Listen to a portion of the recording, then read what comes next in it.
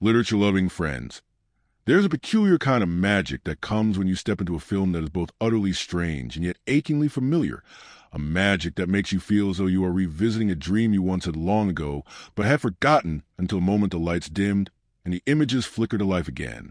That is how I felt walking into Beetlejuice Beetlejuice, 2024, a sequel that dared to touch something so iconic, so rooted in the haunted corridors of our cinematic imagination, that the very idea of returning to it seemed reckless.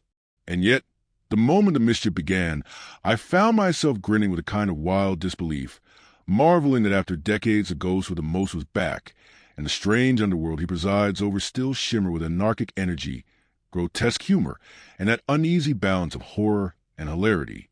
It struck me, almost immediately, that what makes this film unique is not merely its revival of beloved characters, but its refusal to soften their edges.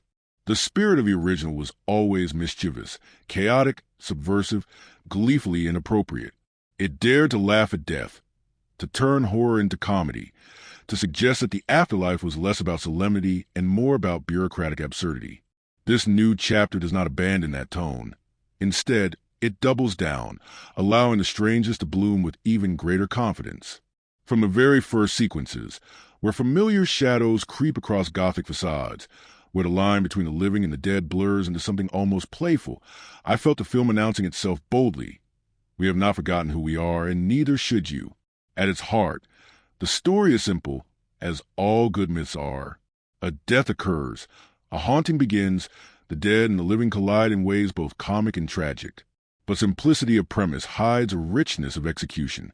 What the sequel understands is that the appeal of the original was not just in its plot, but in its texture, in the grotesque designs, the stop-motion absurdities, the makeup that looked deliberately off-kilter, the sense that the entire film existed slightly askew from reality. That texture returns here with breathtaking fidelity, enhanced by modern craft, but never losing the tactile oddness that made the original feel like a handmade curiosity. The sets are detailed to the point of delirium, the costumes wild, the makeup both frightening and funny.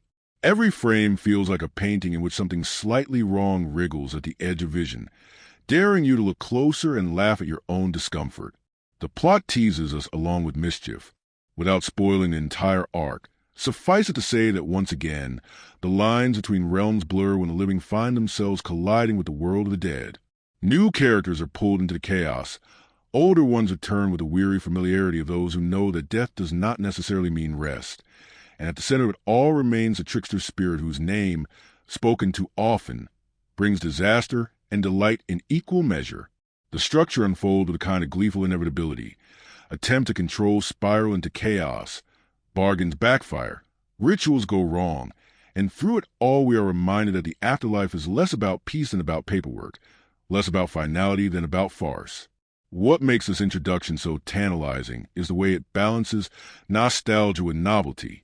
For those of us who remember the original, there are echoes everywhere, references, callbacks, stylistic nods that feel like secret handshakes. And yet, for those who come fresh to this story, it offers enough clarity, enough self-contained humor and horror to stand alone. The film never leans lazily on memory. It uses memory as springboard, leaping higher into stranger and more ambitious directions. That balance is rare in sequels, and it is part why this one feels more like resurrection than repetition. As I watched the early sequences unfold, I could not help but feel the weight of time pressing against the screen. Decades separate this film from its predecessor, and yet here it is, alive and wriggling with grotesque energy, proof that some stories refuse to die. That, in itself, is thematically perfect. What is a ghost, after all, if not a story that refuses to fade? What is a haunting, if not a return of something you thought was gone? The very existence of the sequel becomes a kind of metasymbol, an echo of the themes it explores. You cannot bury the past. It will claw its way back with a grin and a wink, demanding attention. In teasing what lies ahead, I will say only this. You will laugh, you will squirm, you will marvel at the inventiveness of grotesque worlds and bizarre creatures. You will recognize the weight of grief beneath the comedy, and you will find yourself strangely moved by the chaos. This is not simply a film about ghosts. It is about family, about memory, about the absurdity of trying to control forces larger than yourself. It is about death Yes, but more importantly, it is about the life that continues stubbornly, joyfully, despite it. And at its core, it is about mischief, the kind of anarchic energy that unsettles authority, disrupts solemnity, and reminds us that even in the grave, we are still ridiculous creatures longing for attention. So let us step carefully but eagerly into this haunted carnival of images. Let us wander through its crooked hallways and bureaucratic afterlife offices, its Gothic houses and warped graveyards. Let us listen for the cackle of the trickster and prepare ourselves for the absurd bargains that will surely go wrong. For what lies ahead is not merely a horror or a comedy, but a delirious marriage of both, a story that dares us to laugh at death, to find beauty in decay, to embrace the grotesque as a mirror of our own absurd humanity. Literature-loving friends, the opening half of this story eases us into its haunted corridors with a mix of sly humor and creeping unease, as if it wants to remind us from the very beginning that life and death are never as separate as we pretend. We enter a world where the familiar architecture of a small town feels both ordinary and enchanted, where shadows seem to lengthen with their own mischievous intentions, where the air hums with the possibility that the veil between realms is thinner than anyone dares admit. The first act wastes no time setting its tone, pulling us once more into that Gothic yet playful mood, part carnival and part funeral parlor, part joke and part elegy. The tale begins with loss, because of course it must. Death, after all, is the thread that binds this entire mythos. A funeral brings a family together, their grief palpable yet tinged with the awkwardness of people who never quite know how to handle solemn occasions. It is here, in the mingling of sorrow and absurdity, that the story plants its seeds. For even in grief, absurd things happen. Relatives bicker about arrangements. Strangers say the wrong things. Rituals feel both sacred and ridiculous. It is in this tension that the mischief begins to stir. For what better place for a trickster spirit to creep back into our world than a family gathering weighed down by both memory and discomfort? We watch the younger generation stumble into the same haunted spaces their parents once did, and immediately the sense of history returns. The creaking house, with its Gothic bones and strange presence, becomes not merely a setting but a character, alive with echoes, saturated with memories of the dead who once laughed within its walls. The living tread nervously through it, whispering about the past, sensing that something watches them from just beyond vision. This is where the first strange occurrences manifest. Objects shift when no one touches them. Whispers slip through air vents. Mirrors distort reflections just slightly. The film delights in playing with our peripheral vision, reminding us that the uncanny is always there, waiting just outside focus. The plot of the first half thrives on this slow build, as the living try to make sense of small disruptions while the dead stir impatiently. Bureaucratic glimpses of the afterlife intrude once again. Desks piled with impossible paperwork, attendants who treat eternity as a dull office job, rules written in archaic ink that no one fully understands. It is both hilarious and unsettling, a reminder that death is not an escape, but another layer of absurdity. Into this world we are reintroduced to the ghost who thrives on disruption, the figure whose very name is invitation and curse. His return is staged with theatrical glee, building suspense as the younger characters, naive and desperate, stumble dangerously close to summoning him without realizing the consequences. And when his chaotic presence finally bursts forth, it is as if the screen itself can barely contain him. Raucous, unpredictable, gleefully inappropriate. What fascinates me is how the film interweaves comedy and sorrow during this first half. The living characters wrestle with genuine grief, with unresolved family tensions, with the awkwardness of growing older in a world that still feels haunted by the past. Yet even in the midst of these tender moments, absurdity barges in. A seance gone wrong, a misread passage in an old Book of the Dead, a comical mishap at the funeral gathering. These moments keep us laughing even as we squirm. It is a strange alchemy, this mixture of mourning and mischief, but it works because it reminds us of truth. Grief is often absurd. We cry and someone says something foolish, and suddenly we laugh through tears. The film embraces this truth fully, turning the first half into a symphony of tonal contradictions. The central family dynamics drive the narrative forward. A daughter, restless and rebellious, becomes fascinated with the supernatural, her curiosity echoing the same youthful recklessness that once summoned disaster decades earlier. Her parent, haunted by memories of past encounters. Plead for caution, but the warning only fuels the temptation. This tension between generations, between those who remember and those who wish to test boundaries, becomes the heartbeat of the first half. And in that tension lies the inevitability. Of course, the trickster will be summoned again. Of course, bargains will be struck. Of course, the living will find themselves dancing too close to the realm of the dead. When the trickster does take the stage, chaos blooms. Rooms twist into fun houses. Graves split open. Grotesque creatures crawl from the edges of sight. And yet every horror is tinged with comedy. He mocks the solemn, disrupts rituals, gleefully overturns authority. In one scene, what should be a sacred moment of mourning is transformed into farce. The dead themselves pulled into slapstick routines that make us laugh even as we shiver. This is a genius of the first half. It refuses to let us settle into one emotion. Just when grief threatens to overwhelm, mischief cracks the surface. Just when laughter bubbles too high, sorrow drags us back down. The result is a constant shifting, like walking on unstable ground, never quite sure whether to laugh or gasp.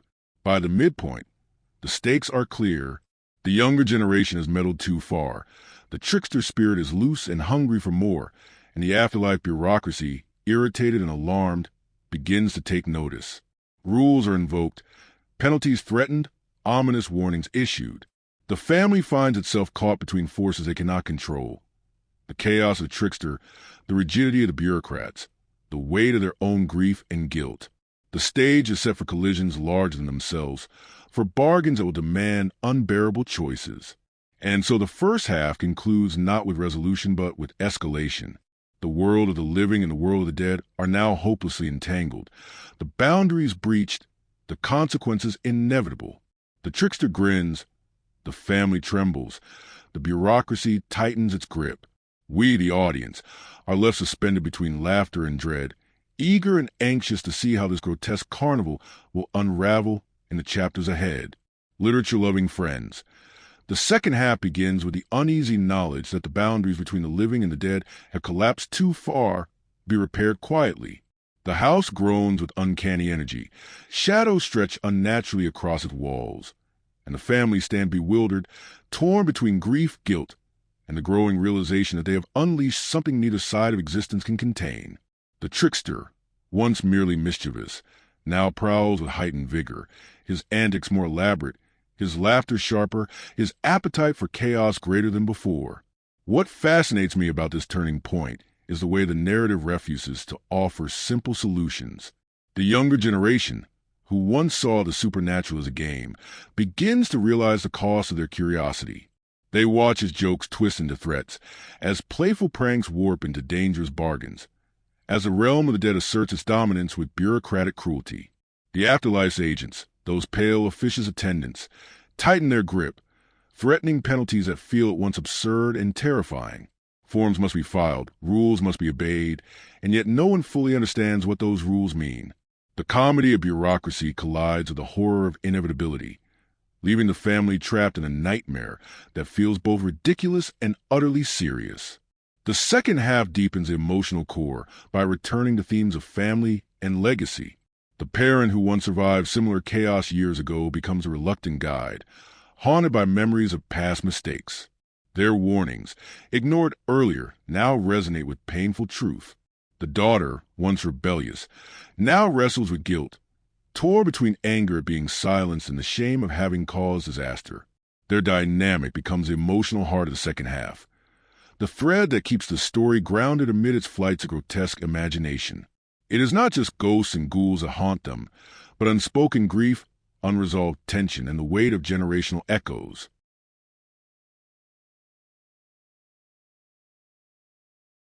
As chaos escalates, the trickster himself reveals layers both comic and sinister.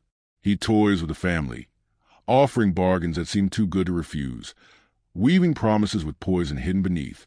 He delights in turning solemn rituals upside down, mocking both the living and the dead. But beneath his glee is a hunger that feels darker than before. It becomes clear that his chaos is not aimless. It is driven by a desire for freedom from the rules that bind him, for power that transcends the limits of trickery. The more he is resisted, the more inventive his mischief becomes. until every corner of the house brims with uncanny energy. Staircases that stretch into voids, portraits that leer, furniture that dances mockingly around a terrified living. The second half unfolds almost like a carnival ride gone rogue, one set piece spilling into another with dizzy invention. A botched exorcism spirals into slapstick catastrophe, with the dead refusing to leave quietly, instead turning the ritual into a grotesque parody of itself. A bureaucratic hearing in the afterlife, meant to impose order, collapses into chaos when the trickster interrupts, gleefully mocking the very structure meant to contain him. The living, dragged unwillingly into these spectacles, stumble through rooms filled with bizarre creatures, each more grotesque than the last, their terror punctuated by laughter they cannot control. The film understands a strange truth that horror and humor are not opposites but twins, born of the same unease, and it plays with that duality until we're laughing even as we shiver. And yet, amid all the madness, tenderness emerges. The daughter and parent confront their grief openly, realizing that death has haunted them not only in ghosts but in the silence between them. Their reconciliation is fragile, tentative, but deeply moving, and it grounds the absurdity with genuine emotion. In those quieter moments, the grotesque becomes almost beautiful, as though the chaos itself has forced them to face truths they had long avoided. That balance between slapstick and sincerity is what makes the second half resonate so deeply. The climax builds in layers, as the trickster engineers a grand spectacle that threatens to consume both the living and the dead. He conjures illusions that blur reality, unleashes creatures that defy explanation, mocks every attempt to contain him. The family, desperate and exhausted, must turn not to rituals or bargains but to each other, realizing that their only defense against chaos is unity. Their love, flawed and strained though it may be, becomes the one force that resists his mischief. Even the bureaucracy falters, its rules useless in the face of such anarchic energy, leaving the family alone against the trickster's fury. In the final confrontation, humor and horror merge completely. The trickster's laughter fills the house as it twists and groans, walls collapsing into voids, staircases spiraling into impossible spaces. The family clings to each other, hurling words of truth that cut deeper than any spell. In those words lies a true exorcism, not of ghosts but of silence, of grief unspoken, of guilt carried too long. It is through their vulnerability, their willingness to speak openly, that they weaken him. For mischief thrives on denial, on repression, on unspoken fear. To confront those truths is to strip him of power. And so, in a final flurry of chaos, the trickster is pulled back, not destroyed but contained once more, grinning even as he vanishes, promising that he is never gone for good.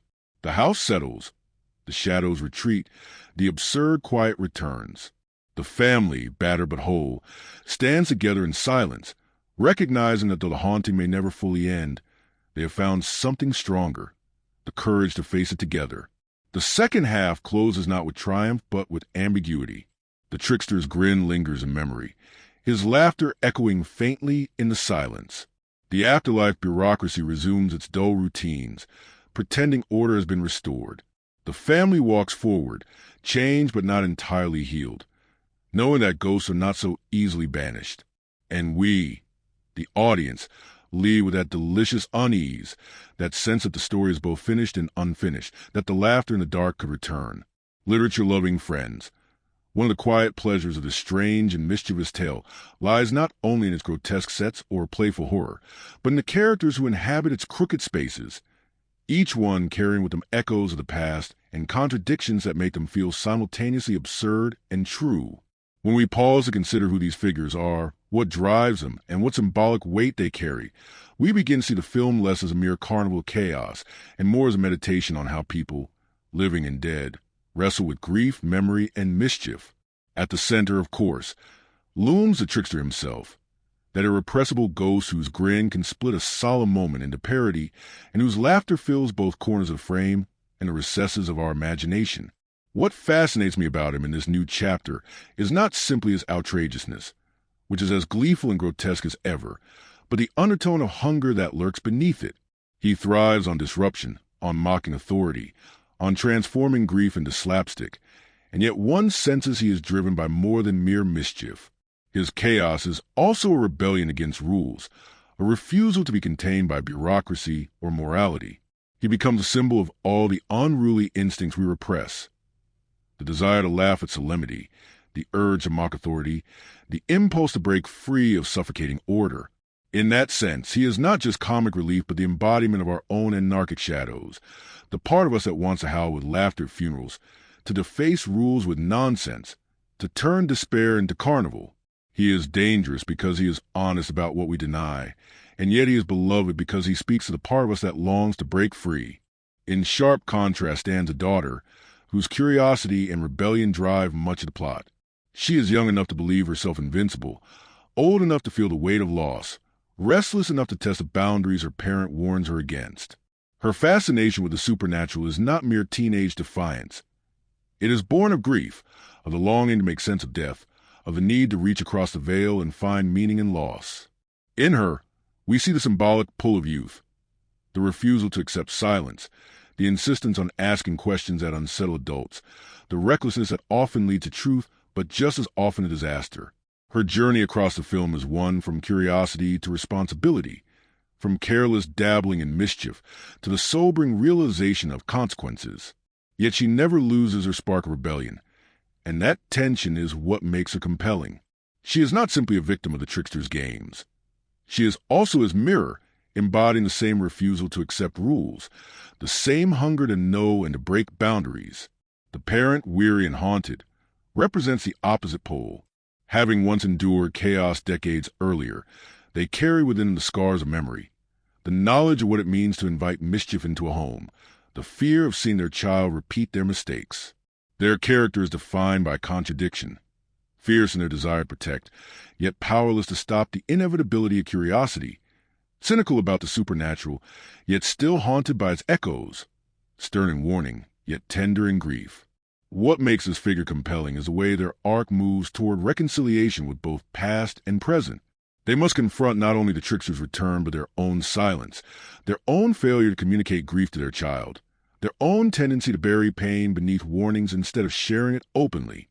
In their struggle, we see the universal dilemma of parents: how to guide without smothering, how to protect without silencing, how to let the next generation face its own ghosts.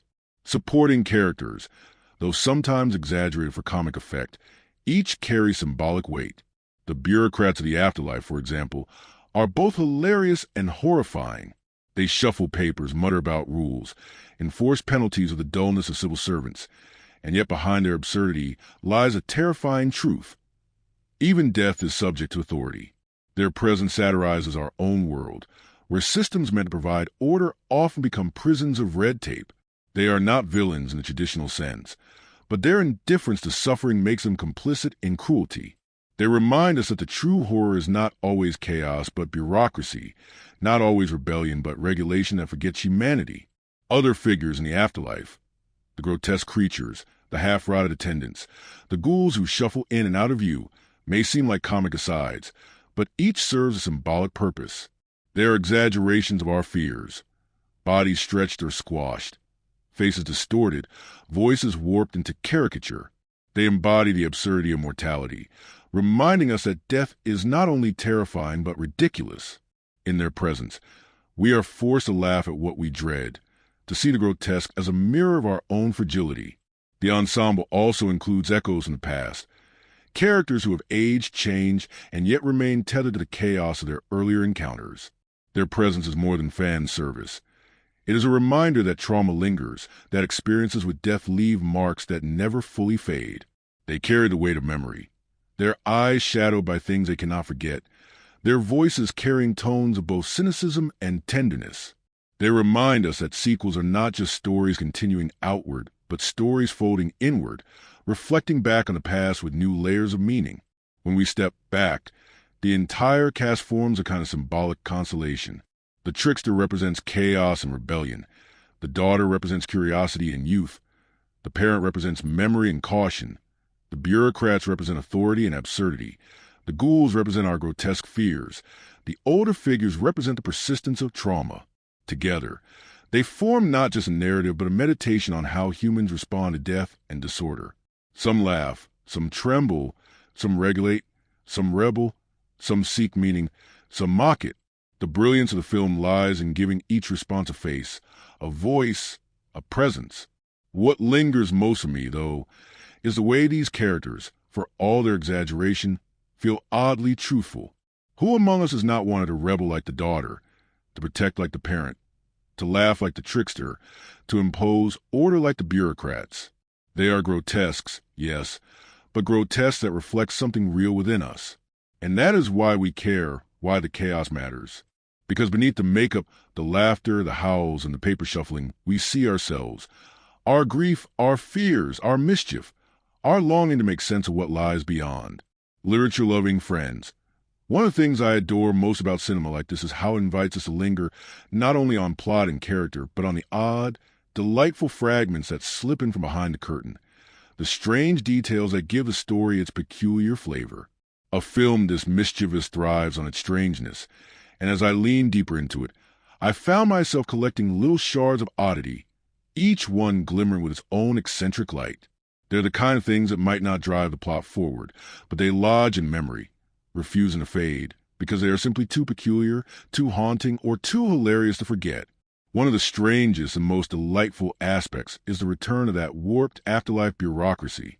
The notion that eternity is run like a rundown office, staffed by exhausted clerks and officious managers, remains as darkly funny as ever. In this new chapter, the details are expanded, and they are as absurd as they are unsettling. Imagine rows of filing cabinets stretching into infinity, each drawer labeled with categories no living mind to make sense of: forgotten sighs, half-completed dreams, unfinished sandwiches. There are clerks who appear to have been working their desks for centuries, their bodies decayed, yet still dutifully stamping papers, muttering about policy updates. The strangeness of it lies in how eerily familiar it feels. Who hasn't stood in a government office, waiting for some small approval, and felt as though they were already in the afterlife? The film's delight is in making that metaphor literal, in turning bureaucracy into purgatory and treating absurd rules as the true terrors of existence. Another strange delight comes in the form of the creatures that populate the edges of the frame.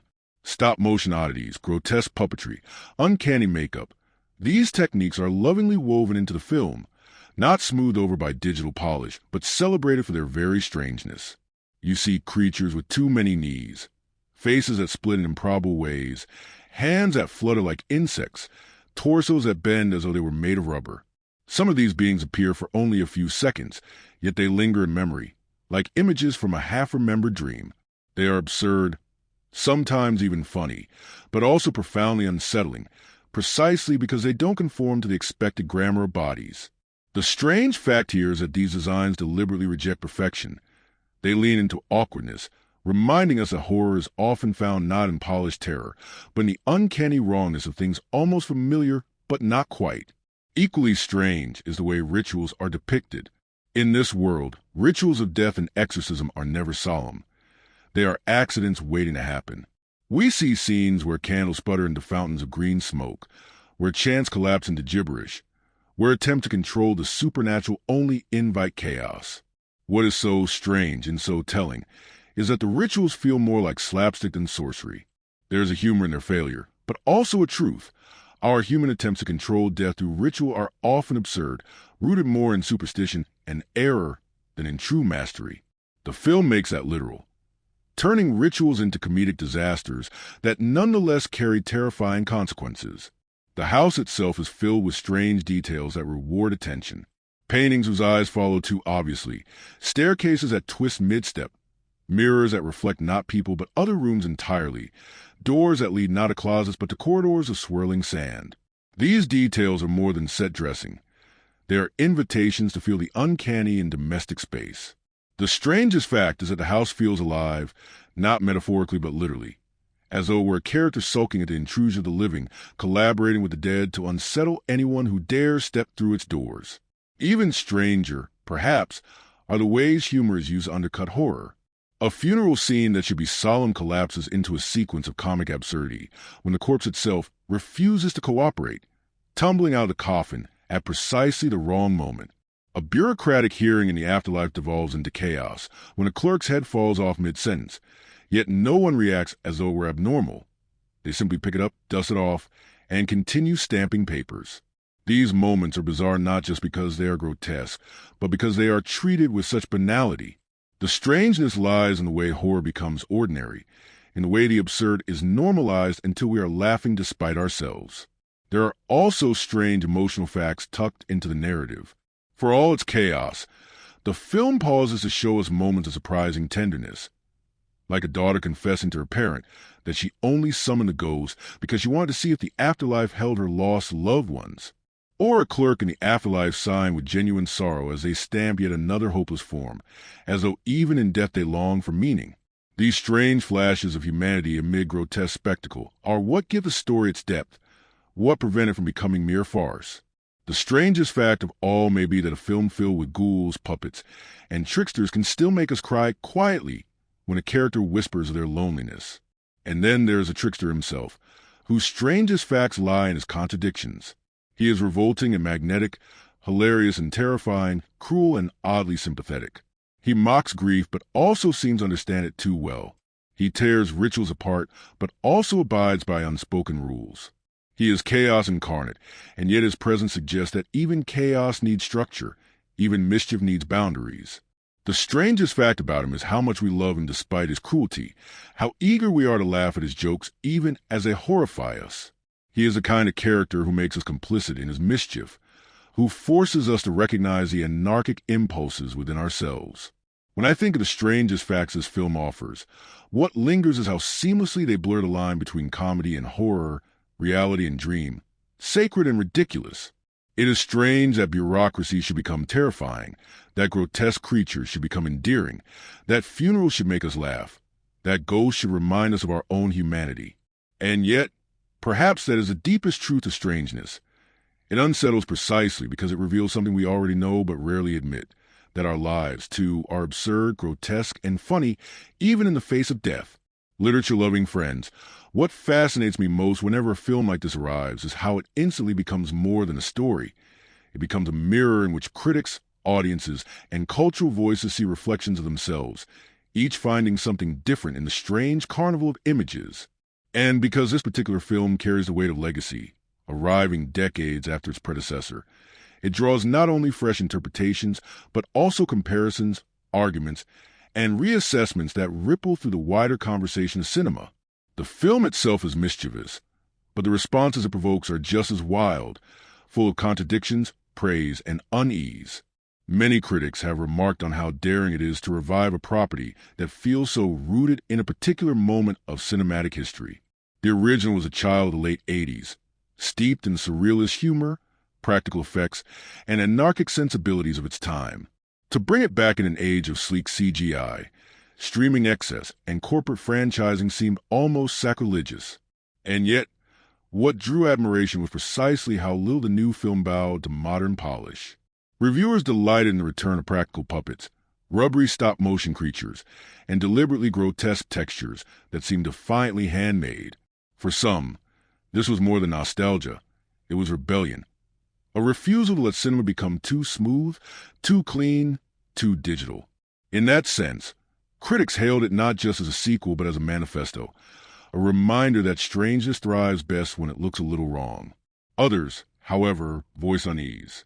For them, the revival carried a whiff of indulgence, as though the filmmakers could not resist pulling a beloved ghost from its rest. These critics argued that the original's anarchic spirit was so bound to its era that to resurrect it risked diluting its power. And yet, even in skepticism, many conceded that the film's sheer energy, its refusal to soften or sanitize, won them over.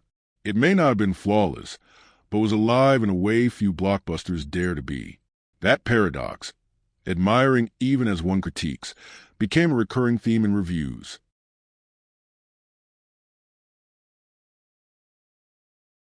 Audiences, meanwhile, embraced it with an intensity that startled some observers.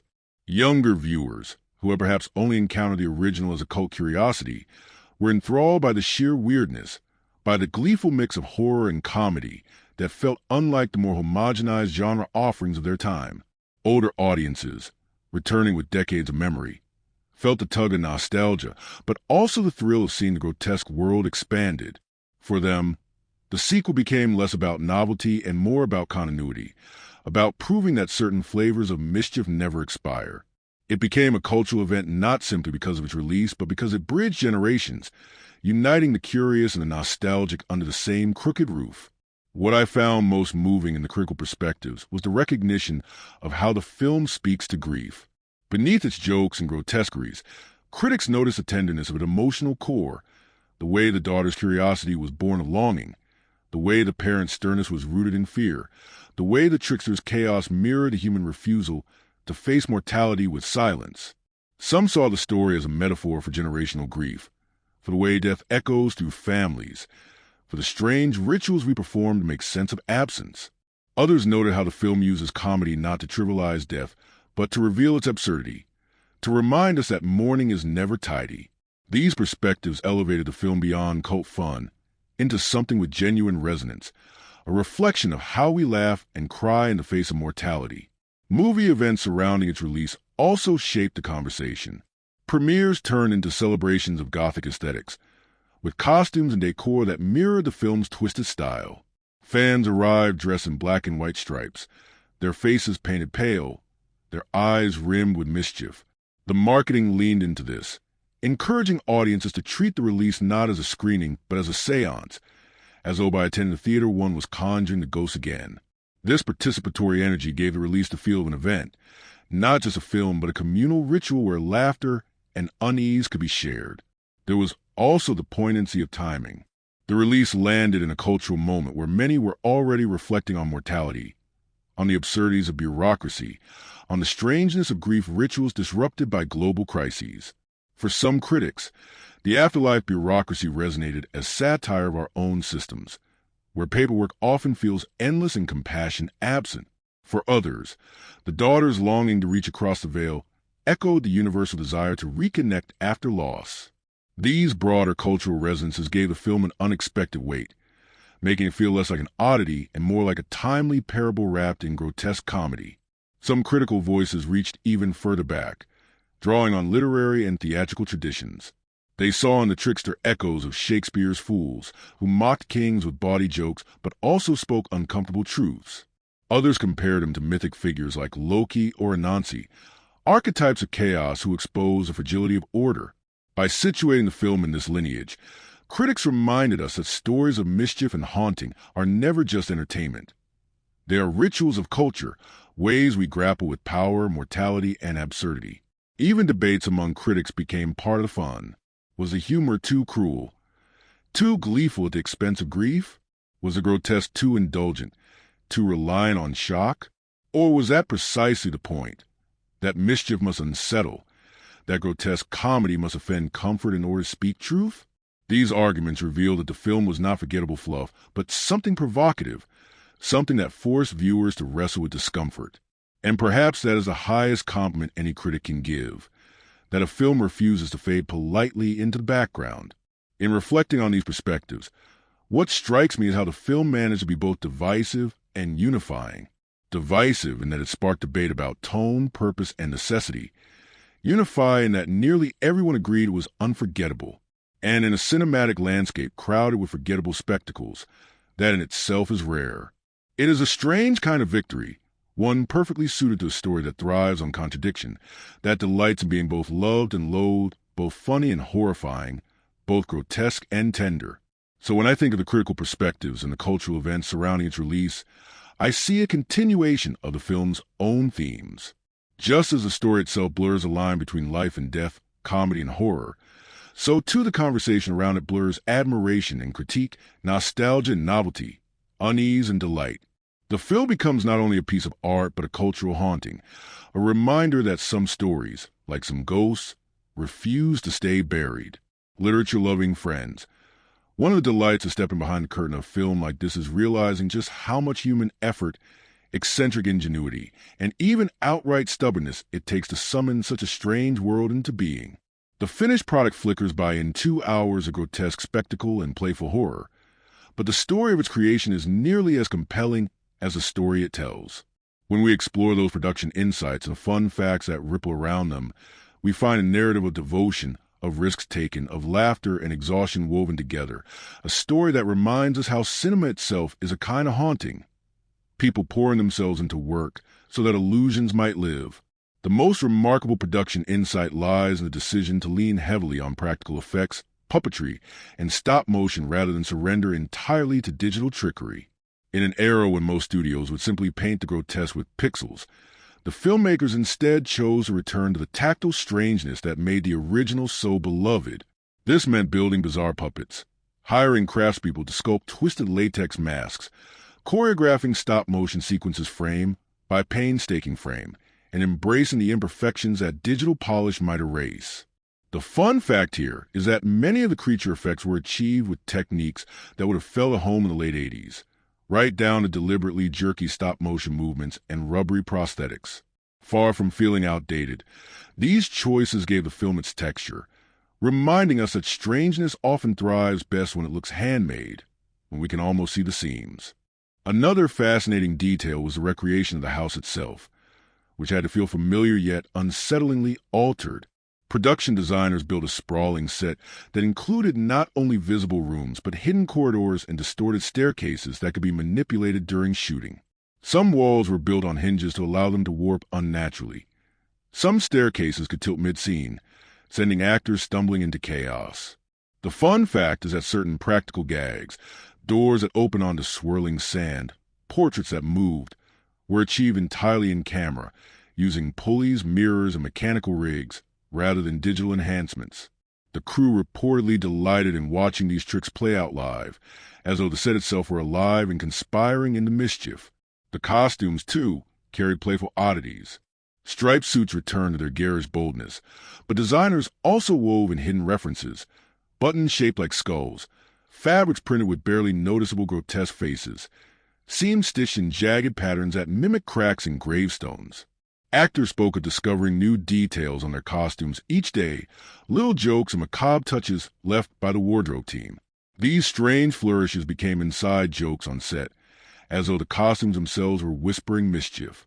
A particularly strange production fact involves the bureaucratic afterlife office, which was built as a massive, fully functioning set rather than a collection of green screens.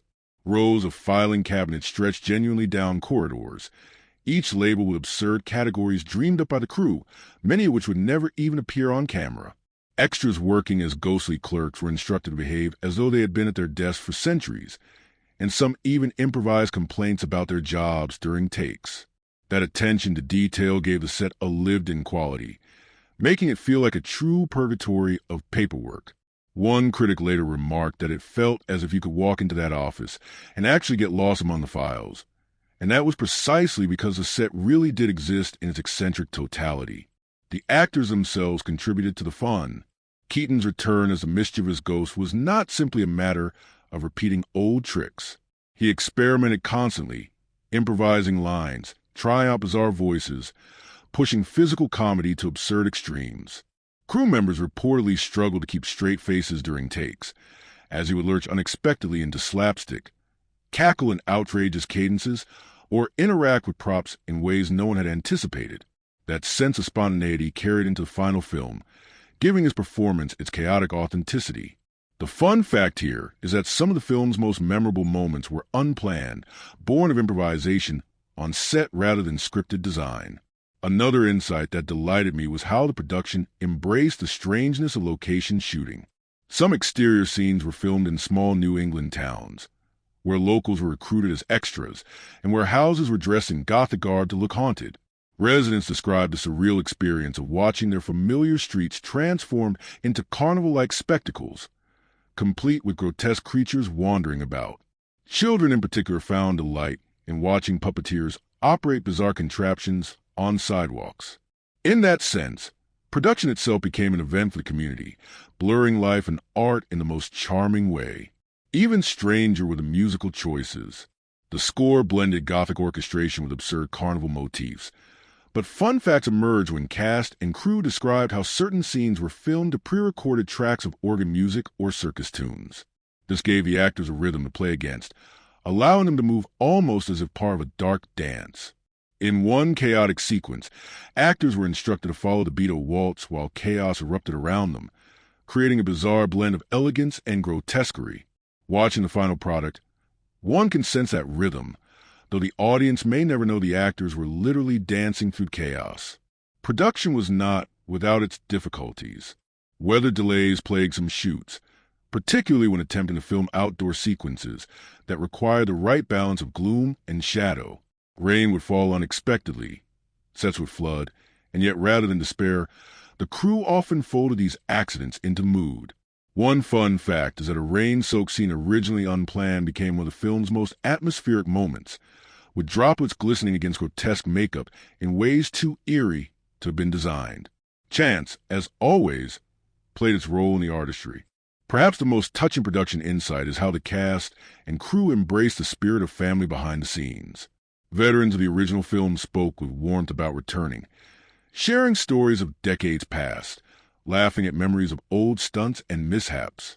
Younger cast members, meanwhile, describe how humbling it was to step into such a storied legacy, how they felt both pressure and exhilaration in trying to honor what had come before. That sense of intergenerational collaboration mirrored the story itself, where younger and older characters grapple with the same mischief and grief. The fun fact here is that some evenings after long shoots, the cast gathered to watch the original film together, using it not only for reference but as a shared ritual of memory. Even the smallest behind-the-scenes anecdotes add to the charm. Puppeteers hiding under tables for hours at a time, crew members inventing absurd backstories for background ghouls, prop designers leaving secret notes inside coffins for actors to discover. These strange little acts of playfulness infuse the production with the same energy that defines the film itself. Everyone seemed to understand that making a story about mischief required embracing mischief in the process. When I gather these production insights and fun facts, what strikes me most is a devotion to texture, to strangeness, to the handmade. In a time when it would have been easier, cheaper, and faster to create everything in computers, the filmmakers chose instead to build, to sculpt, to stitch, to paint.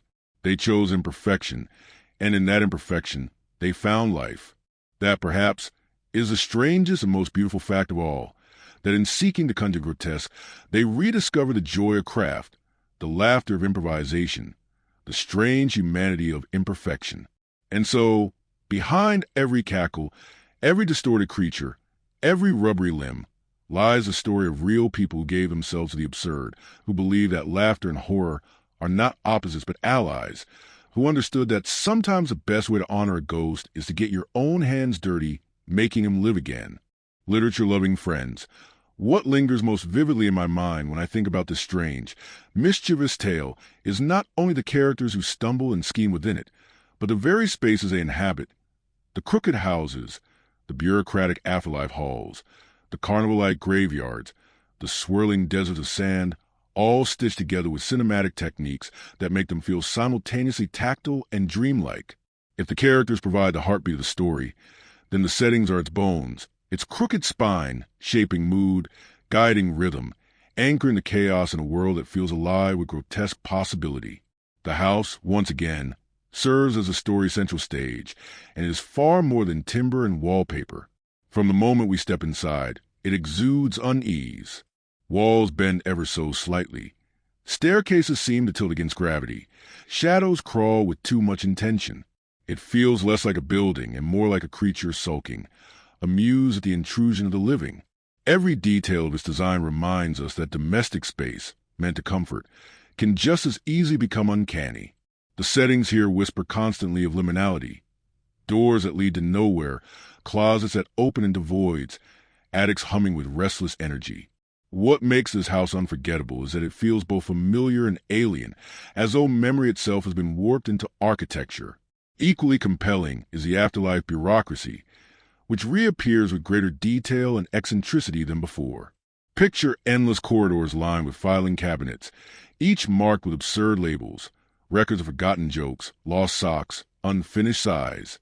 Desks sag beneath piles of forms, each stamped with ink that never dries, each overseen by clerks whose bodies sag with centuries of routine. This setting is both hilarious and horrifying, a parody of our own institutions, and a reminder that death does not free us from paperwork. The cinematic techniques used here emphasize monotony and vastness. Long tracking shots down identical hallways, wide angles that make rooms feel infinite, color palettes drained into sickly greens and grays. Yet amid the monotony, little absurdities bloom. Clerks with half-missing heads, walls that twitch, paperwork that seems to replicate itself. The setting is a satire and a nightmare, presented with such attention to detail that it becomes one of the film's most memorable landscapes. The graveyard settings carry their own flavor of grotesque poetry. Mist coils around crooked tombstones. The ground seems to shift with each step. Statues leer with mischievous expressions. At times, the graveyard feels almost theatrical, a stage lit by moonlight, inviting us to laugh at its exaggerated gloom.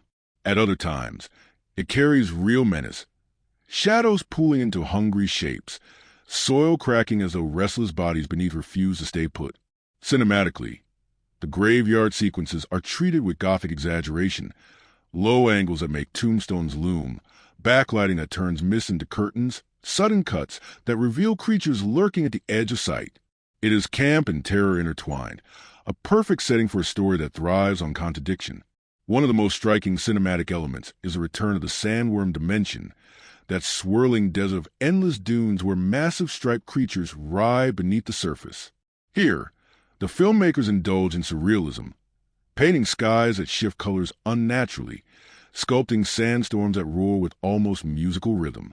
Wide shots emphasize scale, dwarfing the human figures who stumble across the dunes, while sudden close-ups of the worms bursting to the sand jolt us with shock.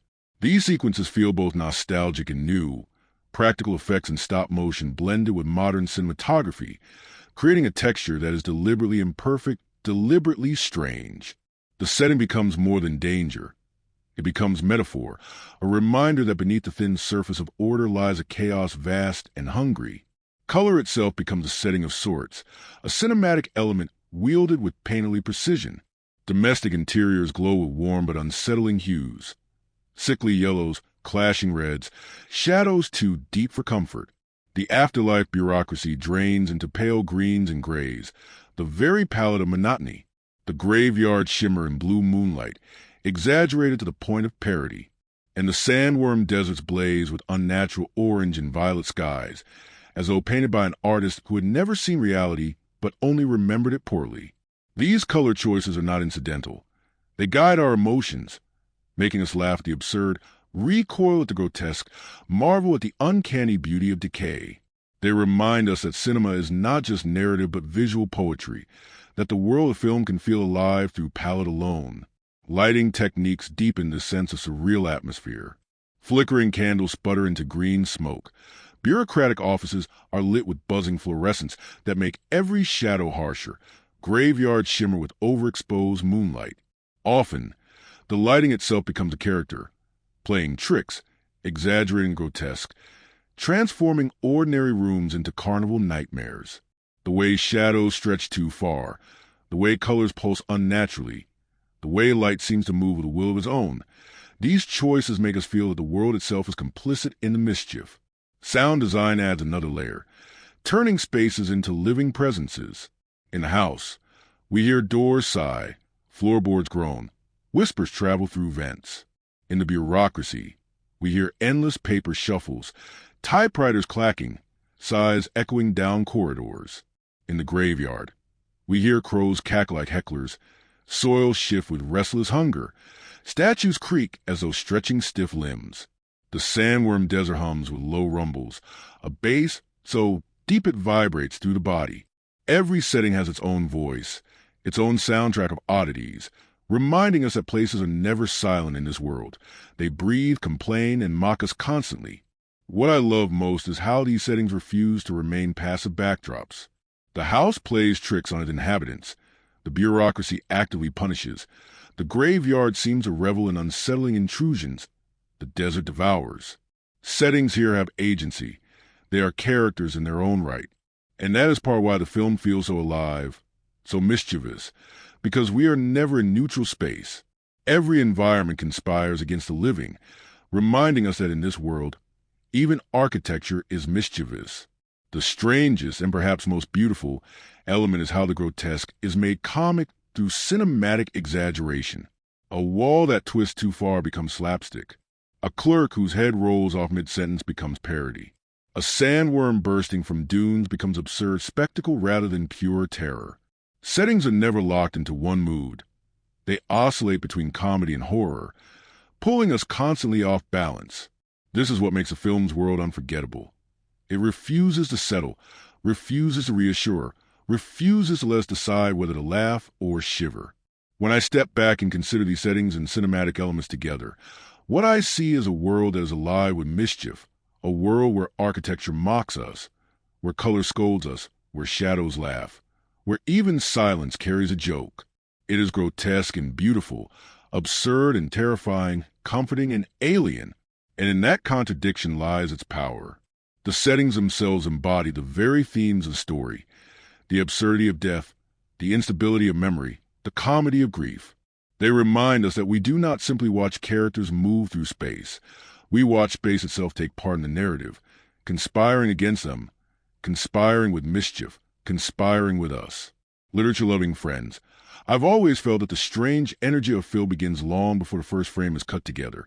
It lives first in the rehearsal halls, the workshops, the late-night script debates, and the camaraderie of a cast and crew who, for a brief window of time, become their own eccentric family. When we wander behind the curtain of this particular film, what we find is a story of dedication, mischief, chaos, and sheer love of craft, all of it echoing the same anarchic spirit that plays out on screen.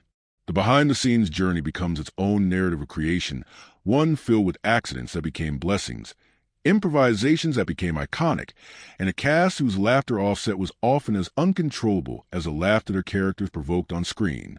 One of the most fascinating behind-the-scenes dynamics was the return of Michael Keaton to the role that made his name synonymous with grotesque mischief. After decades, the challenge was not simply to reprise an old performance, but to rediscover the spirit of it in a new context. Crew members recounted how Keaton slipped back into the striped suit with unnerving ease, improvising wild monologues, muttering in grotesque voices, and inventing bits of physical comedy even during camera tests. His energy often startled younger cast members, who quickly realized that scenes would rarely go exactly as rehearsed. The fun fact that circulated was that Keaton often refused to leave makeup between takes, preferring to stay in character so that his mischief could spill into off-camera moments, pranking both crew and co-stars. This meant that the film's chaotic atmosphere began long before action was called. It haunted the set itself. Winona Ryder's return was tinged with emotion, as she carried not only her character's continuity, but also her own personal history. Crew accounts describe moments when she would walk onto a reconstructed set from decades earlier and fall silent, visibly moved by the sensation of revisiting a world she once inhabited as a young actress. Her presence became a kind of anchor for the younger performers, who saw in her both the legacy of the original and the seriousness with which she approached a new chapter. Ryder often spoke of how strange it felt to embody a character at a different stage of life, reflecting her own growth alongside the fictional one. That mirroring gave her performance a gravity that crew members described as deeply moving. Younger cast members, by contrast, brought raw excitement and playful energy. For them, stepping into a franchise with such cult weight was both intimidating and exhilarating. Offset, they formed friendships quickly, often watching clips of the original film together late at night, trying to soak up its anarchic humor. Behind the scenes, their laughter was constant, whether it was at the sight of puppeteers scuttling across the floor in black bodysuits or at Keaton improvising absurdities no one could have predicted. Many spoke later about how much they valued the blend of generations on set, how it felt like being welcomed into a family where memory and mischief intertwined.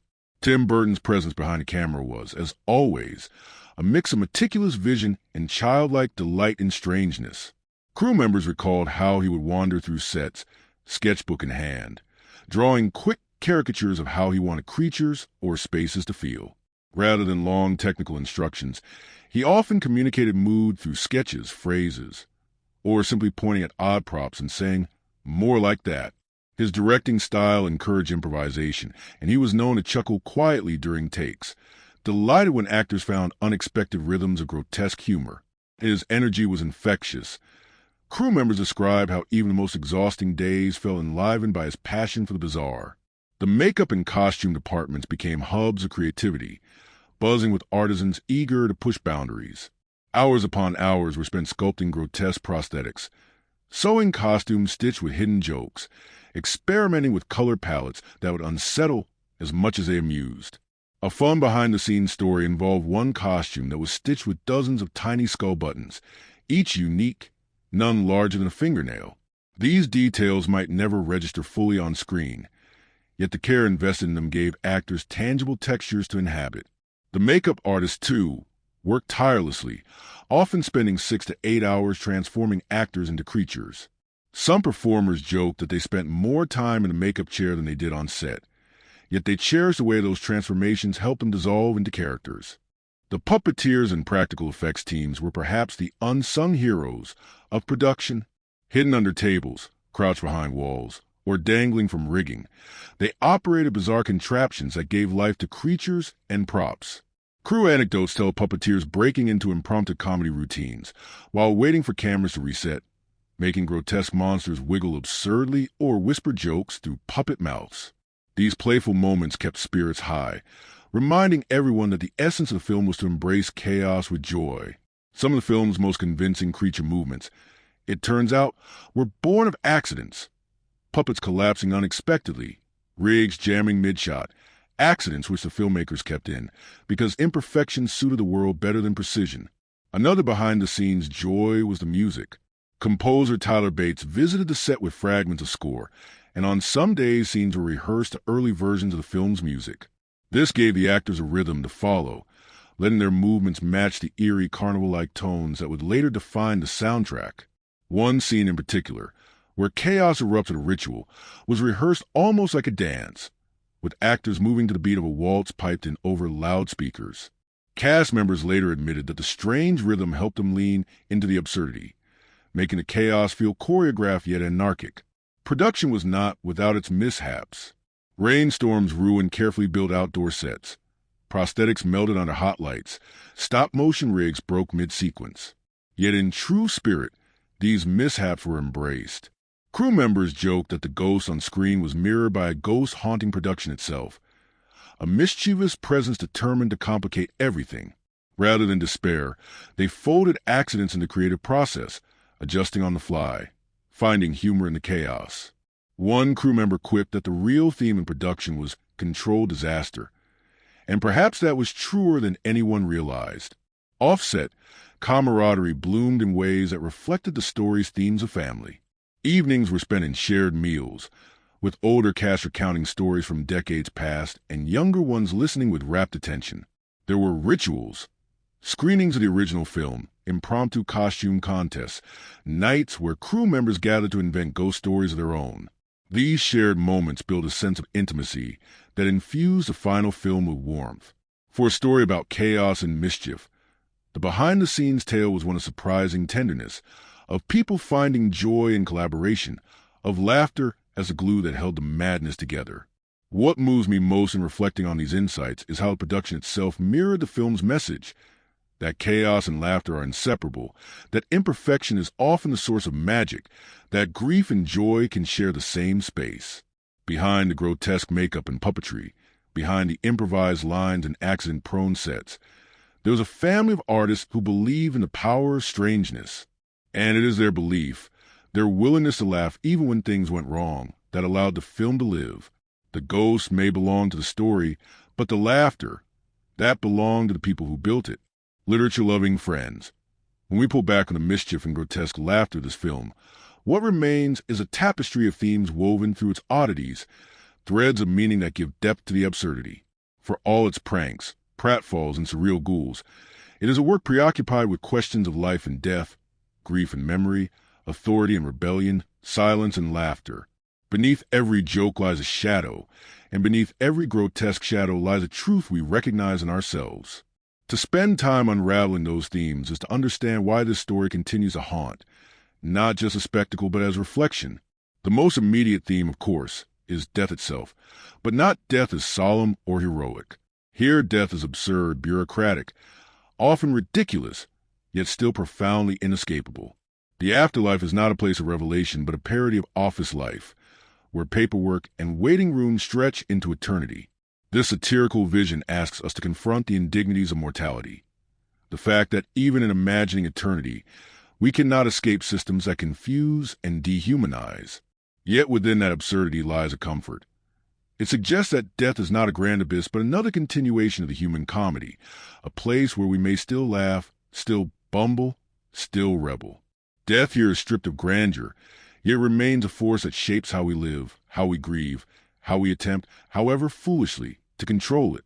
Grief runs like a quieter undercurrent, shaping the choices of characters who dabble with forces they cannot control. The daughter's longing to reach across the veil, the parents' fear of history repeating, the family's silence.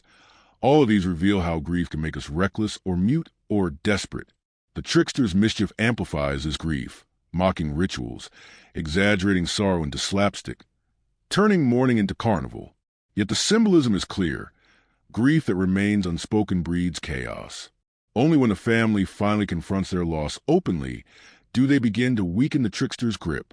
Laughter becomes not denial of grief, but release, a way of transforming pain into something livable. The theme is that grief is not resolved by control or silence, but by honesty, even if honesty comes dressed in grotesque comedy. Authority and rebellion form another thematic current, embodied most clearly in the contrast between the afterlife bureaucracy and the trickster. The bureaucracy represents order, monotony, control, rules for rules' sake. The trickster, by contrast, is pure disruption, mocking regulations, tearing rituals apart, refusing to be contained. Together, they symbolize the tension at the heart of human existence, our need for rules and our hunger to break them. The film suggests that neither extreme provides salvation. Bureaucracy stifles, rebellion destroys, but in the interplay between them lies something revealing. Perhaps we need both. The absurd rules that structure our lives, and the laughter that reminds us not to take them too seriously. The symbolism is clear in how both the clerks and the trickster are grotesques, one side decayed by routine, the other by mischief. Both are distortions of us, and both remind us of our own contradictions. Family and generational conflict offer yet another theme.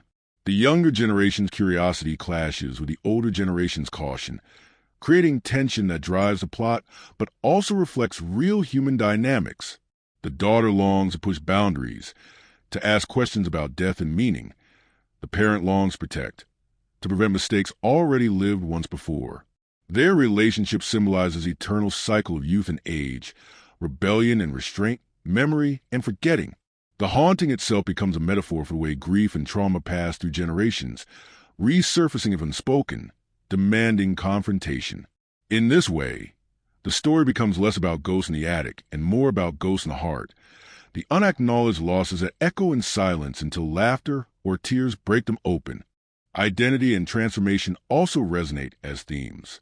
The grotesque creatures that populate the afterlife, distorted bodies with extra limbs or collapsed torsos, symbolize the instability of identity itself. Death reshapes, exaggerates, distorts, but in its distortion reveals truths. The trickster himself is a symbol of instability, shifting from comic to terrifying in an instant, embodying the fluidity of persona. Characters wrestle with who they are across generations, the daughter figuring out her place, the parent reconciling with past self, the older figures acknowledging the passage of time.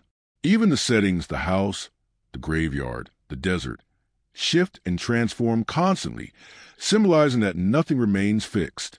Identity is chaos, and the film's grotesque imagery insists that we embrace its fluidity. Humor itself functions as both theme and symbol.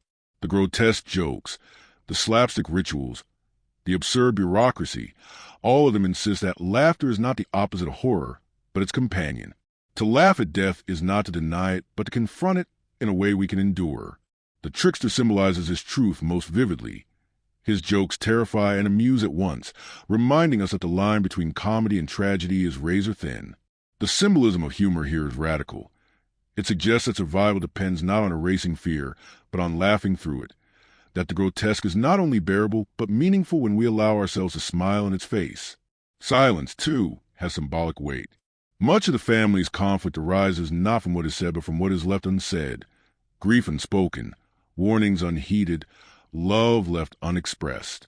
Silence becomes the soil in which mischief grows, the void that allows the trickster's laughter to echo unchecked. Only when silence is broken, when truth is spoken aloud, does the chaos begin to recede. The symbolism here is universal. What we repress will return, often grotesquely, until we dare to name it. Even the sandworm desert carries symbolic resonance. Vast, swirling, hungry, it represents the chaos beneath the surface of reality, the abyss that waits if we dig too deeply. It is both danger and metaphor, a reminder that life is always precarious, that beneath the structures we build lies a shifting ground ready to consume us. Yet it is also absurd, striped worms wriggling like grotesque parodies of snakes, turning the abyss itself into slapstick. The theme is clear. Even our deepest fears can be mocked. Even the abyss can become ridiculous, and in that ridicule we find courage. The broader symbolism of the film lies in its refusal to choose between opposites. Comedy and horror, grief and laughter, order and chaos, life and death, all coexist, all blur. The grotesque here is not a genre, but a philosophy, a way of insisting that human experience is contradictory and absurd. By exaggerating everything, death as bureaucracy, grief as carnival, horror as slapstick, the film holds up a mirror to our own contradictions.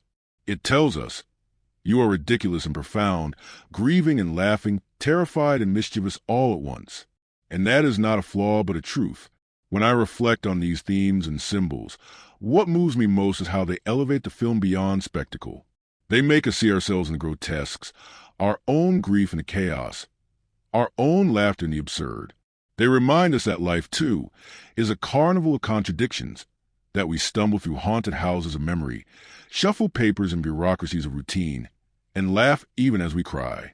The film becomes not only entertainment but reflection, a symbolic meditation disguised as slapstick, a reminder that the strangest truths are often the most human. Literature-loving friends, when I think about how a story is strange as this one manages to hold together, to feel both anarchic and intentional, I realize it comes down to technique, to the delicate interplay of choices that guide our eyes, ears, and hearts through the chaos.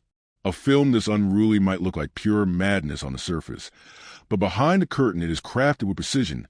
Each frame, each sound, each cut calibrated to create the illusion of disorder. And beyond the artistry, there is also the world outside the screen, the reception, the box office, the way audiences responded with their wallets as much as their laughter. Together, the techniques and the numbers tell us how mischief became cinema and how cinema became event. Cinematography sets the tone from the very first shot. The camera lingers too long in corners, as if the shadows themselves might twitch. It tilts slightly, distorting angles just enough to unsettle without becoming parody. Wide shots are used to emphasize the grotesque scale of environments, the endless hallways of the afterlife, the barren expanse of the sandworm desert, while sudden close-ups jolt us into intimacy with grotesques, forcing us to stare at twisted faces and sly smirks.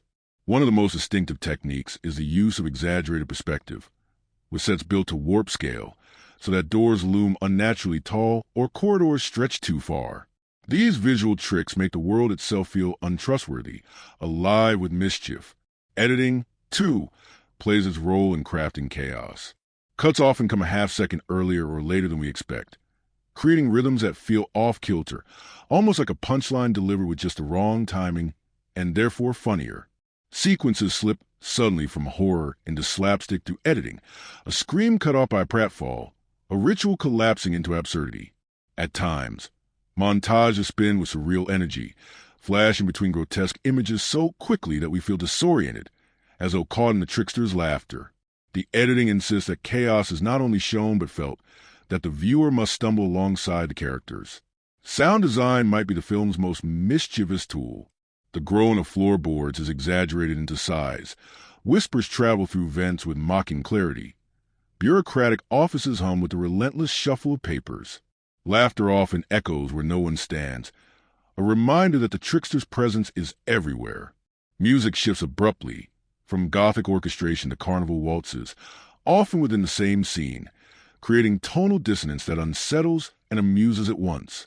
Silence, too, is wielded with precision, pauses that stretch just long enough to become uncomfortable, broken suddenly by grotesque punchlines. The sound design turns the world into a prankster, conspiring against us as much as the characters. The decision to rely so heavily on practical effects is itself a technique worth savoring. Puppetry, stop motion, prosthetics, These give the grotesque a texture that no digital polish could achieve. A puppet collapses awkwardly, a stop-motion creature moves with jerky rhythm, a latex mask folds unnaturally. These imperfections make the world feel tactile, and in their imperfection lies their horror and humor. The technique is not to hide the seams but to celebrate them, reminding us constantly that strangeness thrives in the handmade. This choice also signals a philosophical stance, that mischief in cinema should be felt as much as seen, that we should laugh at the absurdity of effects even as we marvel at them. Lighting techniques heighten mood with exaggeration. Bureaucratic offices glow with sickly greens, graveyard shimmer in overexposed blues. Domestic interiors flicker with clashing yellows and reds. Shadows stretch too far, lights flare too bright, darkness lingers too deep. At times, lighting itself becomes a gag, a flickering bulb during a solemn moment, a candle sputtering into absurd smoke. These choices turn illumination into performance. Another character in the story, mischievous in its own right. Thematically, the techniques all serve one purpose: to destabilize. Nothing is stable, not framing, not lighting, not sound, not rhythm. Every choice conspires to keep the viewer off balance, mirroring the chaos of the trickster. Yet this destabilization is never careless. It is carefully structured, built with craft so that the illusion of disorder feels both anarchic and coherent. That paradox, precision crafting chaos, is what makes the film's technical achievement so impressive. And then outside the screen, the box office tells its own story. Expectations were high but cautious. After all, revivals of cult classics often falter, weighed down by nostalgia. Yet the film's release turned into an event, with fans dressing in stripes, theaters buzzing with carnival energy, marketing leaning into seance-like atmosphere. Audiences arrived not just to watch but to participate, to conjure. The numbers reflected that enthusiasm. Opening weekend saw packed houses. Critics' debates fueled curiosity, and word of mouth drew both older fans and younger viewers unfamiliar with the original. The film quickly exceeded studio projections, proving that strangeness could thrive in a marketplace often dominated by safer formulas. Internationally, its grotesque humor found resonance in surprising places. In some markets, the satire of bureaucracy struck a particularly sharp chord, audiences laughing knowingly at the absurdities of paperwork stretched into eternity. In others, the grotesque comedy of death rituals resonated with cultural traditions of laughing at funerals, of treating mourning with carnival. The film's global performance suggested that its themes, while eccentric, were universal. Everyone knows the absurdity of authority, the strangeness of grief, the allure of mischief. Merchandising and cultural impact added further layers to its box office narrative. Striped costumes flew off shelves, props became collector's items. Quotes from the trickster turned into memes. The film spilled out of theaters into social media, into cosplay, into cultural conversation. Its box office numbers were not merely financial. They were cultural proof that mischief had returned, that audiences still crave the grotesque laughter of the absurd. What fascinates me is how the filmmaking techniques and the box office mirror each other. Both rely on risk, on refusing to sanitize, on trusting that audiences would embrace imperfection and strangeness. The techniques destabilized. The numbers confirmed that destabilization was welcome. Together, they remind us that cinema thrives not only when it comforts, but when it unsettles, not only when it dazzles, but when it mocks. So when I think of this film's craft and its success, I see a lesson. That mischief, carefully crafted, can still conquer. That laughter and horror, stitched together with crooked seams, can fill theaters. That audiences will show up not only for sleek perfection, but for the handmade grotesque, the anarchic spirit, the laughter that unsettles. It is a victory both artistic and commercial, proof that ghosts who laugh refuse to fade, on screen or in numbers. Literature-loving friends, if there is one joy I cherish most about reflecting on a film, it is not only the crafted images that flicker across the screen, but the voices of those who made it come alive, and the echoes of those who watched it unfold. A story this mischievous grows larger than its frame once cast an audience breathed life into it. Once actors step beyond the screen to speak of their work, and audiences respond with their laughter, their critiques, their tears. To listen to these voices is to glimpse the soul of film as it exists both within and beyond itself. Among the cast, The most magnetic voice was Michael Keaton's, who described his return with both humor and candor. In interviews, he admitted that slipping back into the striped suit was both effortless and daunting, as though the ghost had never really left him but had been whispering from the corners of memory for decades. He spoke of how the character allowed him to unleash impulses most roles would restrain, how the trickster's freedom became his own. His interviews were filled with laughter, often delivered in fragments of the character's grotesque cadence, as though he could not resist slipping back into mischief even while discussing the craft. Yet beneath the humor lay reflection. Keaton spoke of how age had sharpened his understanding of the absurdity of death, how revisiting the role at the stage of life gave a performance a new layer of melancholy beneath the chaos. Critics and fans alike seized on this, noting that the portrayal felt both wilder and sadder, a performance enriched by time. Winona Ryder, by contrast, spoke softly and with depth about what it meant to revisit her role decades later. She described walking onto sets that mirrored those of her youth and feeling overwhelmed by memory, as though fiction and life had folded into each other. She spoke of how her character's arc mirrored her own journey, from youthful rebellion to the responsibilities of adulthood, and how inhabiting that continuity was both healing and unsettling. Interviews with Ryder carried a tone of reverence, as though she recognized the weight of legacy, the responsibility of carrying forward a character beloved by generations. Her reflections gave fans a sense of intimacy, reminding them that sequels are not just cinematic exercises, but deeply personal journeys for the actors who embody them. The younger cast members radiated energy in their interviews. They confessed to intimidation at joining a world so iconic, yet their words sparkled with enthusiasm for grotesque sets, the bizarre prosthetics, the sense of play encouraged on set. Some laughed as they recounted scenes where Keaton improvised, leaving them scrambling to stay in character.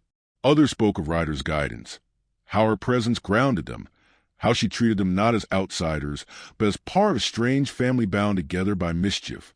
Their voices revealed the intergenerational magic of the project. Older actors carrying memory, younger ones bringing discovery, together weaving continuity and novelty. Behind-the-scenes interviews with Burton himself revealed both seriousness and whimsy. He spoke of wanting to resist the polish of modern filmmaking, of embracing imperfection as a philosophy. His words often circle around the idea that grotesque humor is not an indulgence but truth, that laughter and horror must live together because life itself is absurd. He shared sketches from his notebook, whimsical doodles that had guided set design, and spoke of the joy of watching puppeteers breathe life into lumps of latex and cloth. Critics noted how his interviews mirrored his films, eccentric, unpredictable, deeply committed to strangeness as an aesthetic and philosophical choice. Audience reviews added their own chorus of voices, each echoing the film through personal experience. Some wrote of nostalgia, of sitting in theaters with children and remembering themselves at the same age watching the original, feeling the odd continuity of memory stretched across decades.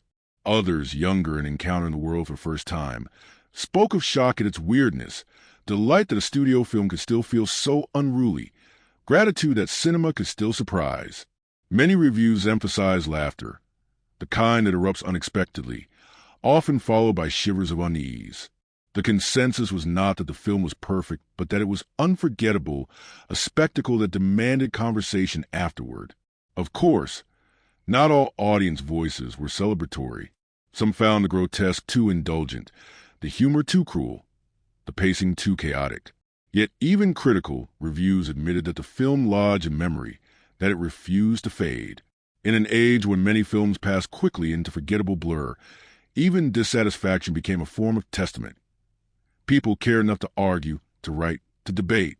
And in a sense, that is precisely what such a mischievous story should provoke. Not passive consumption, but engagement, disagreement, reaction.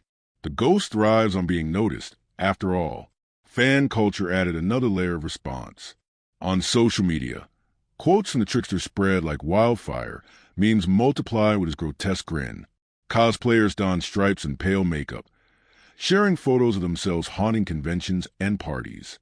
Some fans even staged mock seances at screenings, chanting his name with gleeful irreverence. The audience did not just watch, they participated, extending the mischief into their own lives.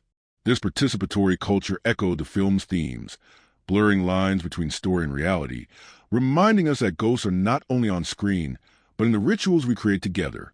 What I find most moving in the chorus of cast, interviews, and audience reviews is the way they harmonize into a single truth, that this film is alive in conversation, in memory, in laughter. The actors' voices reveal personal journeys. The director's words reveal philosophy. The audience's reviews reveal resonance. Together, they create a dialogue that extends beyond the screen, turning the film into an event, a haunting, a carnival of voices. In the end, what emerges is not simply a record of box office success or critical debate, but a testament to the enduring power of strangeness. Cast members rediscovered parts of themselves. Critics argued passionately. Audiences laughed and shivered. Fans carried the ghosts into their own rituals. The film became not only a piece of cinema, but a shared experience, a haunting that continues to echo through the voices of all who touched it. Literature-loving friends, as I sit back and let the whole mischievous journey settle my thoughts, I find myself marveling not only at the outrageous spectacle we witnessed, but the way it lingered, refusing to slip quietly away like so many films do. This story, with its grotesque humor and anarchic laughter, has a way of clinging, of echoing long after credits fade. And in that persistence lies the heart of its meaning, not just a sequel, not just a revival, but a reminder of why certain ghosts should never be buried. At its surface, the film dazzles with grotesque comedy. Puppets wriggling awkwardly, bureaucrats shuffling papers into infinity, a trickster grinning as he twists solemnity into parody. It is a carnival of the absurd, a gleeful rebellion against the seriousness with which we so often treat both life and death. But beneath the laughter lies tenderness, the ache of grief unspoken, the quiet pain of generational silence, the longing to connect across the veil. It is a film that dares to say we are ridiculous in our rituals, absurd in our systems, clumsy in our grief, and that in admitting this, in laughing at it, we find a kind of grace.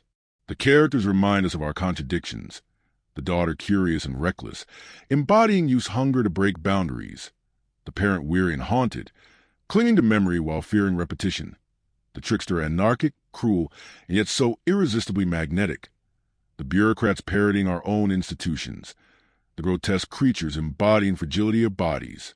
Together they form a mirror of us, distorted but recognizable, reminding us that we are at once solemn and silly, grieving and laughing, terrified and mischievous. The settings amplify this mirror, bending houses into creatures, turning graveyards into carnivals, transforming deserts into surreal abysses, painting bureaucracies as infinite prisons of paperwork. Cinematic techniques sharpen the effect. Cameras tilting off balance, cuts that arrive half a beat too soon, soundscapes that whisper and cackle, lighting that flickers with deliberate mischief. Every artistic choice conspires to destabilize us, to pull us into the same carnival ride the characters endure.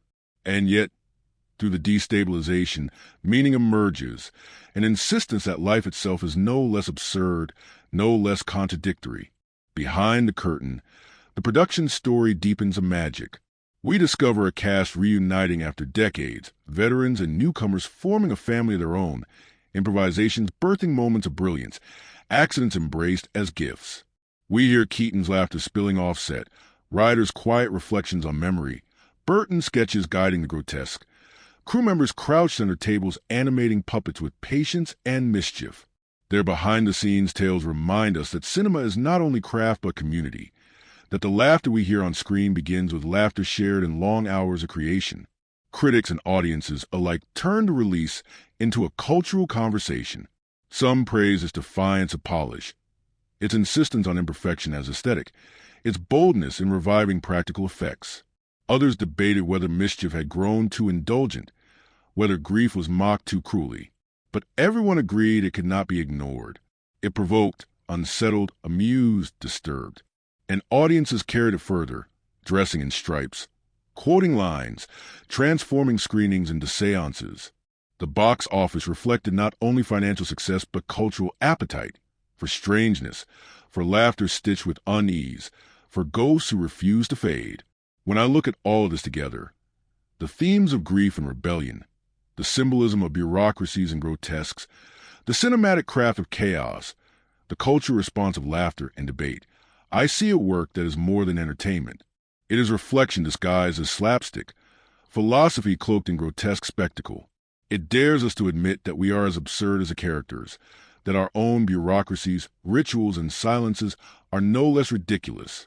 And it reminds us that the only way to survive these contradictions is to laugh, to embrace the grotesque, to find joy even in the absurdity of loss. There is a bittersweetness, too, in recognizing how time has shaped the story. The return of old characters reminds us that ghosts are not only fictional, they live in us, in memory, in the ways we carry the past. Sequels like this are not only about reviving franchises, but about confronting the passage of time, about realizing that we are older, changed, haunted in our own ways. Watching the story unfold, we confront our own continuity, our own echoes. The ghost becomes not just a character, but a symbol of memory itself, loud, unruly, impossible to silence. In the end, what remains most vividly for me is the laughter. Not polite laughter, not controlled chuckles, but the disruptive, uncontrollable laughter that bursts out in the wrong places, the laughter that unsettles as much as it relieves. That is the laughter this film gives us, and it is a gift. For laughter, especially in the face of grief and death, is a form of survival. It is a way we admit that life is absurd and yet worth living. And so, my dear literature-loving friends, as we close this long journey together, I find myself grateful for mischief, for the grotesque, for the laughter and unease we shared in reflecting on this haunting. This story has reminded us that cinema at its best does not simply entertain. It unsettles, provokes, mirrors, and lingers. It haunts us with truths we would rather ignore, dressing them in stripes and grins, so that we might dare to face them. Thank you for staying with me through this exploration. If you found resonance in these reflections, if you laughed, if you shivered, if you saw yourself somewhere in the grotesques, then I invite you, from the bottom of my heart, to like this video, subscribe to the channel, and ring the bell so we can continue sharing these strange, wonderful journeys through film and literature together. Until next time, may we never be afraid to laugh at ghosts, for laughter itself is our most human haunting.